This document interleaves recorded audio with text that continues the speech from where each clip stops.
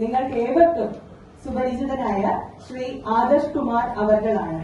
ഒരേ സമയം ശാസ്ത്രത്തെയും വിശ്വാസത്തെയും പുരാണങ്ങളെയും കോർത്തിണക്കുന്ന അപൂർവം വ്യക്തിത്വങ്ങളിൽ ഒരാൾ. ഇന്ത്യൻ ബഹിരാകാശ ഗവേഷണ കേന്ദ്രത്തിൽ എഞ്ചിനീയർ ആയിരുന്നു. ഇന്ന് നീതിപീഠങ്ങളിൽ അഭിഭാഷകനായും തന്റെ സാന്നിധ്യം അറിയിക്കുന്നു.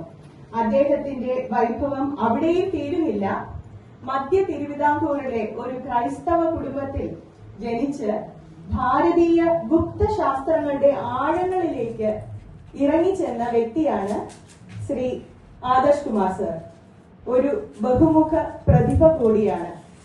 ആസ്ട്രോളജി, പാമിസ്ട്രി, ന്യൂമറോളജി, വാസ്തുശാസ്ത്ര, പ്രോണോളജി എന്നീ മേഖലകളിലും ദൃശ്യമാധ്യമ രംഗത്തും അദ്ദേഹത്തിന്റെ സാന്നിധ്യം അറിയിച്ചിട്ടുണ്ട്. സാധാരണക്കാർക്ക് വാസ്തുവിദ്യ ലളിതമായി മനസ്സിലാക്കി കൊടുക്കുന്ന വാസ്തുകല എന്ന പുസ്തകത്തിന്റെ രചയിതാവ് കൂടിയാണ്. വിദേശ മാധ്യമങ്ങളിൽ അഭിമുഖങ്ങൾ നൽകിക്കൊണ്ട് ഭാരതീയ ആധ്യാത്മിക പാരമ്പര്യത്തെ ആഗോള തലത്തിൽ എത്തിക്കുന്ന അപൂർവ വ്യക്തിത്വങ്ങളിൽ ഒരാളാണ് ശ്രീ ആദർശ് കുമാർ സർ.